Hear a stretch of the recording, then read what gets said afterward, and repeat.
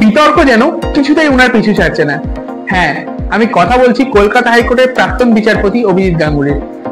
তার আগে আপনাদেরকে জানিয়ে দিই যে আপনারা যদি এই ধরনের রাজনৈতিক ভিডিও দেখতে পছন্দ করে থাকেন তাহলে এই মুহূর্তে আমার চ্যানেলটিকে সাবস্ক্রাইব করে দিন এবং সাবস্ক্রাইব বাটনের পাশে থাকা বেল আইকনটিকেও ক্লিক করে দিন, যাতে আমার সকল ভিডিওর আপডেট সবার আগে পৌঁছে যায় আপনার কাছে।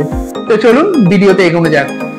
গত 25শে জুলাই যেদিন পার্লামেন্টে বাজেট পেশ করা হচ্ছিল, সেই দিন তমলুকের বিজেপি সাংসদ অভিজিৎ গাঙ্গুলি প্রথমবারের মতো পার্লামেন্টে নিজের বক্তব্য রাখার জন্য ওঠেন এবং এই দিন তিনি বাজেটের ভূয়সী প্রশংসাও করেন এবং তার পাশাপাশি তিনি এটাও বলেন যে বিরোধীরা খামোখা এই বাজেট নিয়ে চেঁচামেচি করছে।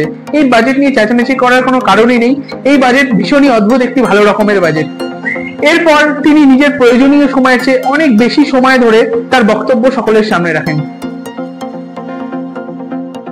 অভিজিৎ গাঙ্গুলি নিজের বরাদ্দের চেয়ে অনেক বেশি সময় ধরে বক্তব্য রাখার কারণে বিরোধী সাংসদেরা পার্লামেন্টে শোরগোল শুরু করে দেন এবং এতেই চটে যান তমলুকের বিজেপি সাংসদ অভিজিৎ গাঙ্গুলি। তিনি বলে বসেন যে কাউকে তিনি নিজের বক্তব্য শোনার জন্য বসে থাকতে বলেননি। এই সময় হঠাৎ আসামের কংগ্রেস সাংসদ গৌরব গগৈ অভিজিৎ গাঙ্গুলির এবিপি আনন্দকে দেওয়া একটি সাক্ষাৎকারের প্রসঙ্গ টেনে এনে অভিজিৎ গাঙ্গুলিকে প্রশ্ন করে বসেন যে আপনি গান্ধী নাকি গডসে, এদের দুজনের মধ্যে কাকে বেছে নেবেন? এবং এই প্রশ্ন শুনেই ভীষণভাবে রেগে যান তমলুকের বিজেপি সাংসদ অভিজিৎ গাঙ্গুলি। তিনি কংগ্রেসের সেই সাংসদ গৌরব গগৈকে ননসেন্স বা নির্বোধ বলে বসেন। তৃণমূলের সাংসদ কল্যাণ ব্যানার্জি সহ প্রায় সকল বিরোধী দলের সাংসদেরা অভিজিৎ গাঙ্গুলি দ্বারা ব্যবহৃত এই অসাংবিধানিক শব্দটির বিরোধিতা করেন এবং তারা প্রায় সকলেই লোকসভা স্পিকারের কাছে আর্জি জানান স্পিকার যেন ইতিমধ্যে অভিজিৎ গাঙ্গুলির বিরুদ্ধে কোনো পদক্ষেপ গ্রহণ করে।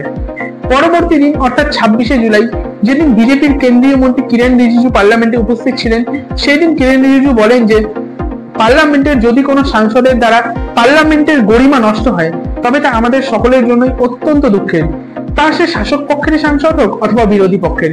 তিনি আরো জানান যে পার্লামেন্টের ভিতরে এই ধরনের আচরণের জন্য সংশ্লিষ্ট সাংসদের বিরুদ্ধে পদক্ষেপ নেওয়ার সম্পূর্ণ ক্ষমতা রয়েছে লোকসভার স্পিকারের।